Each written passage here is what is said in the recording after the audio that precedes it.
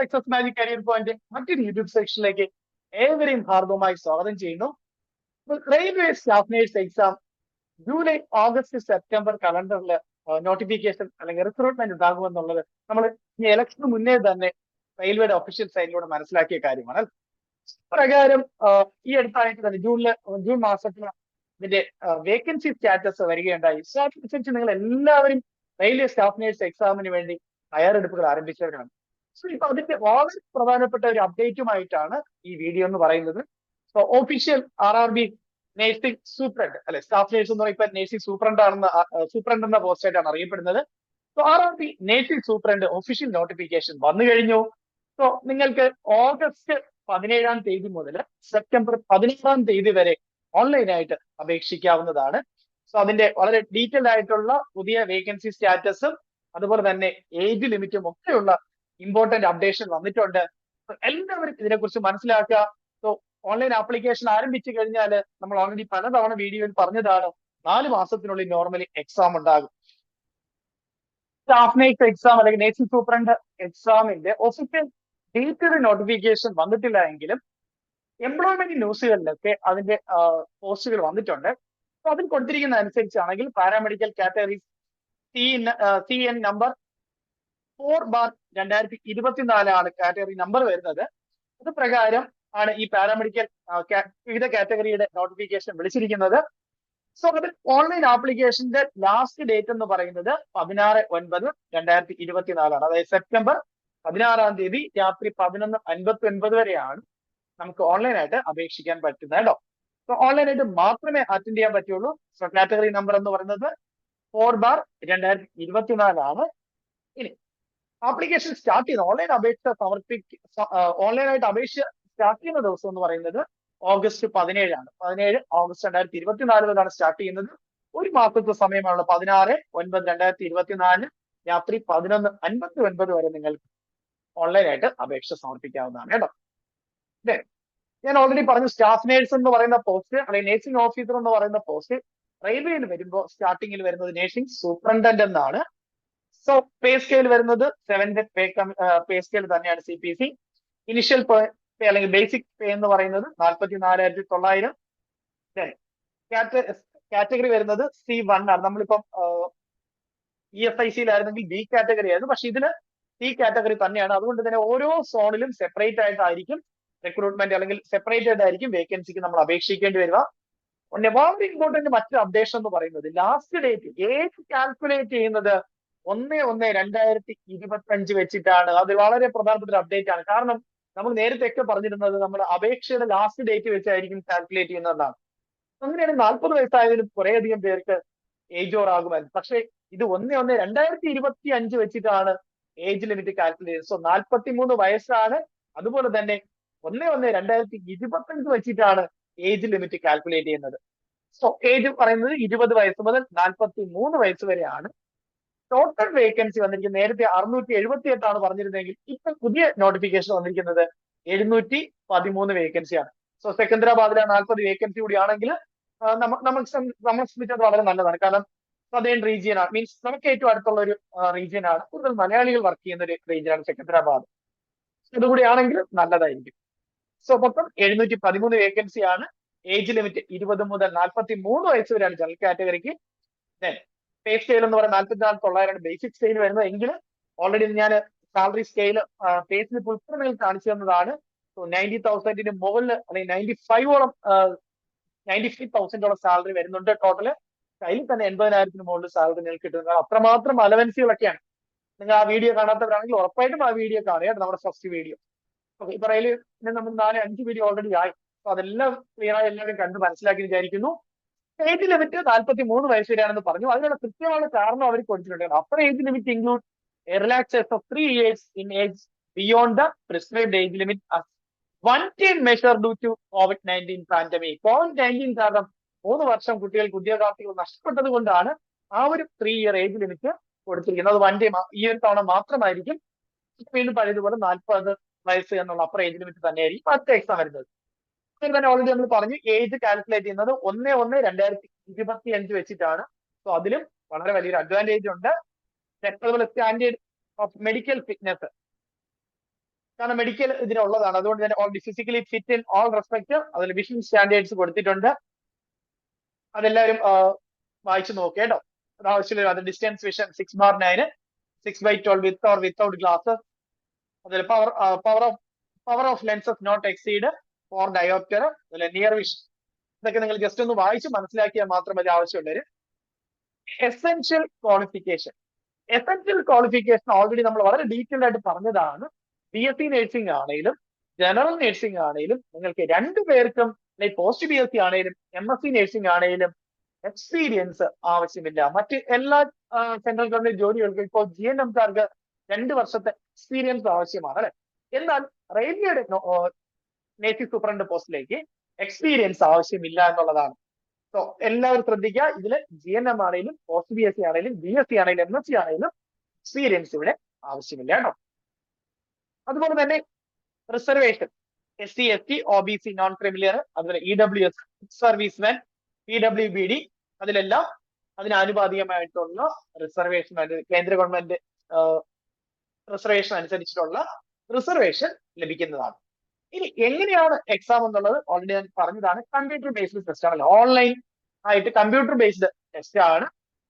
So 100 ചോദ്യങ്ങളാണ് normally ഉണ്ടാവുക. അതിൽ 70 ചോദ്യങ്ങൾ നേഴ്സിംഗ് ചോദ്യങ്ങളായിരിക്കും, 30 ചോദ്യങ്ങൾ എന്ന് പറയുന്നത് നോൺ നേഴ്സിംഗ് ചോദ്യങ്ങളാണ്. വളരെ ഡീറ്റെയിൽഡ് അതിനെക്കുറിച്ച് ഞാൻ പറഞ്ഞതാണ്. കഴിഞ്ഞ എക്സാമിന്റെ കട്ട് ഓഫിന് ഉൾപ്പെടെ അതിന്റെ വീഡിയോസ് നമ്മുടെ പ്രീവിയസ് വീഡിയോസ് ഉണ്ട്. ആരെങ്കിലും കാണാത്തുണ്ട് ഉറപ്പായിട്ടും ആ വീഡിയോസ് കണ്ട് മനസ്സിലാക്കാം. ഓരോ സോണിലെ കട്ട് ഓഫ് കൃത്യമായിട്ട് മനസ്സിലാക്കാം. അതുപോലെ തന്നെ എക്സാമിന് തയ്യാറെടുക്കുന്നവർ വളരെ ശ്രദ്ധിക്കേണ്ട കാര്യം, പലരും കേട്ടു സാർ നേഴ്സിംഗ് മാത്രം പഠിച്ചാൽ പോരെ. ഞാൻ വ്യക്തമായിട്ട് പറയണം, അങ്ങനെ പല വീഡിയോകളും നിങ്ങൾ കാണുന്നുണ്ടാകും. നേഴ്സിംഗ് സബ്ജക്ട്സ് മാത്രം 70 മാർക്കിന്റെ പഠിച്ചുകൊണ്ട് നിങ്ങൾക്ക് ഒരു കാരണവശാലും റെയിൽവേ സ്റ്റാഫ് നേഴ്സ് എക്സാമിൽ ജോലി കിട്ടില്ല. നേഴ്സിംഗ് സൂപ്രണ്ട് ഓഫീസ് എക്സാമിന്, നേഴ്സിംഗ് സൂപ്രണ്ട് എക്സാമിന് ജോലി കിട്ടില്ല. നോൺ നേഴ്സിംഗ് സബ്ജക്ട്സിന്റെ 30 mark, GK current affairs 10 mark, reasoning aptitude 10 mark, general science 10 mark. Mark score ചെയ്യോ, ഇതായിരിക്കും നിങ്ങളുടെ റാങ്ക് തീരുമാനിക്കുന്നത്, അല്ലെങ്കിൽ ജോലി കിട്ടണമോ വേണ്ട തീരുമാനിക്കുന്നത്. അല്ലാതെ നേഴ്സിംഗ് മാത്രം പഠിച്ചുകൊണ്ട് DME PSCക്ക് പഠിക്കുന്ന തന്നെ, അല്ലെങ്കിൽ എയിംസ് നോർസെറ്റിന് പഠിക്കുന്ന തന്നെ, അല്ലെങ്കിൽ ജിപ്പറിന് പഠിക്കുന്നത് തന്നെ, അല്ലെങ്കിൽ SDPGMSന് പഠിക്കുന്ന തന്നെ പഠിച്ചുകൊണ്ട് നിങ്ങൾ പോയി കഴിഞ്ഞാൽ നിങ്ങൾക്ക് റെയിൽവേയിൽ ജോലി കിട്ടില്ല. ഞാൻ അത് എഴുതി ഒപ്പിട്ട് തരാം. നോൺ നേഴ്സിംഗിന്റെ 30 മാർക്ക് വളരെ ഇമ്പോർട്ടന്റ് ആണ്. നിങ്ങൾ 10 മാർക്കെങ്കിലും മിനിമം നോൺ നേഴ്സിംഗിൽ സബ്ജക്റ്റിന് സ്കോർ ചെയ്തേ പറ്റുള്ളൂ. അതിൽ ഒരു ഡൗട്ടും വേണ്ട. അങ്ങനെ എന്തെങ്കിലും തെറ്റിദ്ധാരണകൾ നിങ്ങളുടെ ഇടയിൽ ഉണ്ടെങ്കിൽ ഒരു കാരണവശാലും റെയിൽവേ എക്സാമിന് നിങ്ങൾക്ക് അത് പ്രയോജനം ചെയ്യില്ല. സോ മസ്റ്റ് ആയിട്ട് നോൺ നേഴ്സിംഗിന്റെ എത്രത്തോളം നിങ്ങൾക്ക് മാർക്ക് സ്കോർ ചെയ്യാൻ പറ്റും അത്രത്തോളം സ്കോർ ചെയ്യണം. കാരണം നേഴ്സിംഗ് സബ്ജക്ട്സ് 14 സബ്ജക്റ്റുകളിൽ ക്വസ്റ്റ്യൻ ചോദിക്കുന്നുണ്ടെങ്കിലും വളരെ ഡയറക്റ്റ് ക്വസ്റ്റ്യൻസ് ആണ്. എല്ലാ പ്രീവിയസ് എക്സാമിന്റെ മറ്റു എക്സാമുകളുടെ തന്നെ ചോദ്യങ്ങൾ തന്നെയാണ് ഇതുവരെ എക്സാമിനൊക്കെ ചോദിച്ചിട്ടുള്ളത്. എങ്കിലും 14 നേഴ്സിംഗ് സബ്ജക്ട്സിലാണ് ക്വസ്റ്റ്യൻ ചോദിക്കുന്നത്, ഇൻക്ലൂഡിംഗ് എഡ്യൂക്കേഷൻ, അഡ്മിനിസ്ട്രേഷൻ, റിസർച്ച് ഉൾപ്പെടെയുള്ള സൈക്കോളജി, സോഷ്യോളജി, മൈക്രോളജി ഉൾപ്പെടെയുള്ള മൈനർ സബ്ജക്ട്സ് ഉൾപ്പെടെ ക്വസ്റ്റ്യൻ ചോദിക്കുന്നുണ്ട്. വളരെ ഇമ്പോർട്ടന്റ് എന്ന് പറയുന്നത്, അല്ലെങ്കിൽ നിങ്ങളുടെ ജോലി കിട്ടണോ വേണ്ടെന്ന് തീരുമാനിക്കുന്നത് നോൺ നേഴ്സിംഗ് സബ്ജക്ട്സിന്റെ 30 മാർക്ക് തന്നെയാണ്. സോ കൃത്യമായിട്ട് സിലബസ് അതിനുണ്ട്. അതിനനുസരിച്ച് തിയറി പാർട്ടും അതിന് സെപ്പറേറ്റ് ആയിട്ട് പ്രാക്ടീസ് ക്വസ്റ്റ്യനുകളും മോഡൽ എക്സാമുകളും അറ്റൻഡ് ചെയ്ത് പ്രാക്ടീസ് ചെയ്തേ പറ്റുള്ളൂ. വെറുതെ ആരും മണ്ടത്തരം കാണിക്കരുത് കേട്ടോ. ഇതിന്റെ ഒരു റിക്വസ്റ്റ് ആണ്. നിങ്ങൾക്ക് ജോലി കിട്ടണമെങ്കിൽ അത് ചെയ്തേ പറ്റുള്ളൂ കേട്ടോ. വെറുതെ തെറ്റിദ്ധാരണ ഉണ്ടാക്കി വെക്കരുത്. കാരണം അങ്ങനെ ഒത്തിരി മെസ്സേജിൽ വന്നുകൊണ്ടാണ് ഈ പറയുന്നത് കേട്ടോ. മസ്റ്റ് ആയിട്ട് നോൺ നേഴ്സിംഗ് സബ്ജക്ട്സ് പഠിച്ചേ പറ്റൂ. നിങ്ങൾക്ക് റെയിൽവേയിൽ നല്ലൊരു ജോലിയാണെങ്കിൽ 1 ലക്ഷം രൂപയുടെ സാലറി ഉള്ള ജോലി ആണ് ആവശ്യമെങ്കിൽ മസ്റ്റ് ആയിട്ട് ഇത് പഠിച്ചെടുത്തേ പറ്റും. സിലബസ് അനുസരിച്ച് പഠിച്ചാൽ മതിയെന്നേ, അതൊന്നും ഒരു ടെൻഷന്റെ ആവശ്യമില്ല. ഇനി എക്സാമിനേഷൻ ഫീസ് എന്ന് പറയുന്നത് for all candidates except categories mention below, നമ്മുടെ അടുത്ത് പറയും 500 രൂപയാണ് നമ്മൾ ഫീസ് അടയ്ക്കേണ്ടത്. അതിൽ തന്നെ 400 രൂപ, an amount of ₹400 shall be refunded duly, reducing bank charges on appearance CBT. എക്സാമിന് നമുക്ക് 400 രൂപ നമുക്കത് റീഫണ്ട് ചെയ്യപ്പെടും. ബാങ്ക് ചാർജസ് ഇൻക്ലൂഡ് ചെയ്ത് മീൻസ് ഒഴിവാക്കിക്കൊണ്ട്, അല്ലെങ്കിൽ അത് കുറച്ചുകൊണ്ട് ബാക്കി എമൗണ്ട് റീഫണ്ട് ചെയ്യപ്പെടും കേട്ടോ. അതുപോലെ തന്നെ SC ST, ex servicemen, PWBD, female, transgender, minorities, economically backward classes, ഇതിനൊക്കെ ഫീസ് എന്ന് പറയുന്നത് 250 രൂപയാണ് കേട്ടോ. 250 രൂപയാണ്. അതുപോലെ തന്നെ this fee of ₹250 shall be refunded duly, reducing bank charges. പോയിട്ടുള്ള എമൗണ്ട് അവര് റീഫണ്ട് ചെയ്യുന്നതുമാണ്. ഓക്കെ ആണോ? അതുപോലെ തന്നെ ഈ റീഫണ്ട് ചെയ്യുന്നത് ഈ CBT എക്സാം എഴുതുന്നവർക്ക് മാത്രമാണ്. Only candidates who attend CBT computer based test will get a refund of their examination fee as mentioned above. Exam എഴുതുന്നവർക്ക് മാത്രം, ആപ്ലിക്കേഷൻ അപ്ലൈ ചെയ്യുന്നവർക്കല്ല, എക്സാം എഴുതുന്നവർക്കാണ് ഈ റീഫണ്ട് ചെയ്യുന്നത്. ഓക്കെ ആണോ? അതുപോലെ തന്നെ ഹൗ ടു അപ്ലൈ. നമുക്ക് ഓൺലൈനായിട്ട് മാത്രമേ അപേക്ഷിക്കാൻ കഴിയുള്ളൂ, അല്ല ഓഫ്ലൈനായിട്ട് നമുക്ക് അപേക്ഷിക്കാൻ കഴിയില്ല. അതുപോലെ അപേക്ഷ സമർപ്പിക്കേണ്ടത് ഓരോ സോണിലേക്കും അല്ലെങ്കിൽ ഓരോ റീജിയനിലേക്കും സെപ്പറേറ്റ് ആയിട്ടാണ്. ഏത് റീജിയനിലാണോ വേക്കൻസി ആ റീജിയനിലേക്ക് മാത്രമേ നിങ്ങൾക്ക് അപേക്ഷിക്കാൻ പറ്റൂ. അതായത് ഒരു റീജിയൻ നിങ്ങൾക്ക് ഏതാണോ നിങ്ങൾക്ക് ഏറ്റവും അഡ്വാൻറ്റേജ് കിട്ടുന്ന റീജിയൻ, ഏറ്റവും കൂടുതൽ വേക്കൻസി ഉള്ളത് അല്ലെങ്കിൽ ഏറ്റവും കുറവ് കട്ട് ഓഫ് വരുന്നത്, ഏറ്റവും കൂടുതൽ വേക്കൻസിയും ഏറ്റവും കുറവ് കട്ട് ഓഫും വരുന്നത്, അവിടെ നിങ്ങൾ നോക്കി നിങ്ങളുടെ സാധ്യത എത്രത്തോളം ഉണ്ട് എന്ന് മനസ്സിലാക്കി വേണം നിങ്ങളുടെ സോണ് അല്ലെങ്കിൽ റീജിയൻ നിങ്ങൾക്ക് സെലക്ട് ചെയ്യാനായിട്ട്. ഓക്കെ ആണോ? അതുപോലെ എക്സാം സെന്റർ എന്ന് പറയുന്നത് നമ്മുടെ നാട്ടിൽ തന്നെ ആയിരിക്കും. കേരളത്തിൽ തന്നെ എക്സാം സെന്റർ ഉണ്ടാകും. 5-6 സെന്ററുകൾ കഴിഞ്ഞ എക്സാം ഉണ്ടായിരുന്നതാണ്. അതുകൊണ്ട് തന്നെ എക്സാം എഴുതേണ്ട കാര്യം ടെൻഷൻ അടിക്കേണ്ട കാര്യമില്ല. പക്ഷെ എവിടെയാണോ നിങ്ങൾക്ക് ജോലി ചെയ്യാൻ അല്ലെങ്കിൽ നിങ്ങൾക്ക് ജോലി കിട്ടാൻ സാധ്യത കൂടുതൽ, ആ സോണ് നിങ്ങളുടെ കട്ട് ഓഫ് കഴിഞ്ഞ എക്സാമിലെ കട്ട് ഓഫ് മാർക്ക്, വേക്കൻസി സ്റ്റാറ്റസും അതുപോലെ റിസർവേഷന്റെ വേക്കൻസി ഒക്കെ അനുസരിച്ച് വേണം സെലക്ട് ചെയ്യാനായിട്ട്. അത് നമ്മുടെ കട്ട് ഓഫ് മാർക്ക് അനാലിസിസ് ഒക്കെ ഉള്ള പ്രീവിയസ് വീഡിയോസ് ഉണ്ട്. അത് കണ്ട് മനസ്സിലാക്കിയിട്ട് വേണം അപേക്ഷിക്കാനായിട്ട്. ഓക്കെ ആണോ? യെസ്. സോ ഓൾറെഡി ഞാൻ പറഞ്ഞു, a candidate can apply only 1 RRB and only 1 online application has to be submit. ഒരേ ഒരു ആപ്ലിക്കേഷൻ കൊടുക്കാൻ പറ്റുള്ളൂ. അതുപോലെ തന്നെ ഒരു സോണൽ അല്ലെ ഒരു റീജിയനിലെ വേക്കൻസിയിലേക്ക് മാത്രമേ നമുക്ക് അപേക്ഷിക്കാൻ പറ്റുള്ളൂ. അതിലേക്ക് മാത്രമേ നമ്മളെ പരിഗണിക്കത്തുള്ളൂ കേട്ടോ. അല്ല ഇത്രയും 713 വേക്കൻസി ഉണ്ട് എന്ന് പറഞ്ഞാൽ 713 വേക്കൻസിയിലേക്ക് നമ്മളെ ഒരിടത്ത് അപേക്ഷിച്ചാൽ നമ്മൾ അത് മൊത്തത്തിലും പരിഗണിക്കില്ല. നമ്മളിപ്പോ ചെന്നൈ ആണ് അപേക്ഷിക്കുന്നത്, ചെന്നൈയിൽ 80 വേക്കൻസി ആണ്, ആ 80 വേക്കൻസിയിലേക്ക് മാത്രമേ പരിഗണിക്കുള്ളൂ. ഇപ്പൊ ബാംഗ്ലൂരിൽ 25 വേക്കൻസിയിലേക്കാണ് നമ്മൾ അപേക്ഷിക്കുന്നതെങ്കിൽ ആ 25 വേക്കൻസിയിലേക്ക് മാത്രമേ നമ്മളെ പരിഗണിക്കുള്ളൂ. ഓക്കെ അല്ലേ? അപ്പൊ ഇത്രയും കാര്യങ്ങളാണ് ജനറൽ ആയിട്ട് ഈ എക്സാമിനെ കുറിച്ച് അറിയാനുള്ളത്. സോ വളരെ ശ്രദ്ധിക്കുക. 43 വയസ്സാണ് ഏജ് ലിമിറ്റ് എന്ന് പറയുന്നത്. നേരത്തെ നമ്മൾ 40 വയസ്സെന്നാണ് പറഞ്ഞിരുന്നത്, അല്ലെങ്കിൽ ഇതിന് മുന്നേ എല്ലാം 40 വയസ്സായിരുന്നു. പക്ഷെ ഇത്തവണ കോവിഡിന്റെ അഡ്വാൻറ്റേജ് കൂടിയുണ്ട്.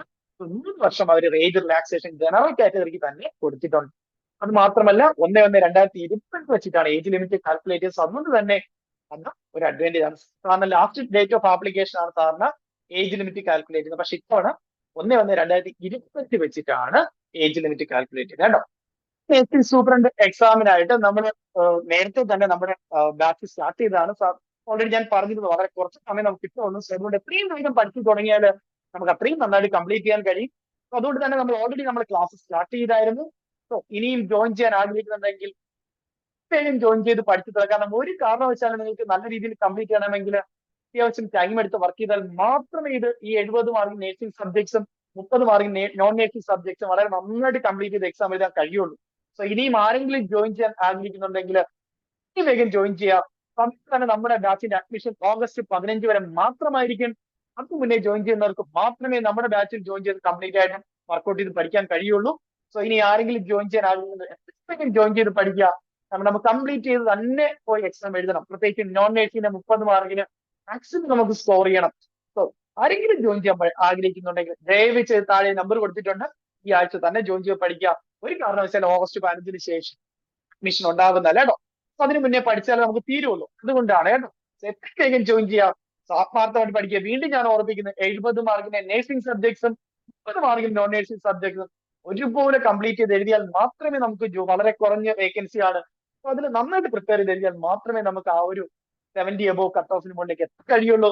നന്നായിട്ട് രണ്ടും ഒരുപോലെ പ്രിപ്പയർ ചെയ്യാൻ ആത്മാർത്ഥമായിട്ട് ഹാർഡ് വർക്ക് ചെയ്യാൻ ആഗ്രഹിക്കുന്ന എത്രയും വേഗം പഠിച്ചു തുടങ്ങുക. നിങ്ങളുടെ ആത്മാർത്ഥമായിട്ടുള്ള കഷ്ടപ്പാടിന്റെയും പ്രയത്നത്തിന്റെയും റിസൾട്ട് ഉറപ്പായി നിങ്ങൾ കിട്ടുക തന്നെ ചെയ്യും. So all the best.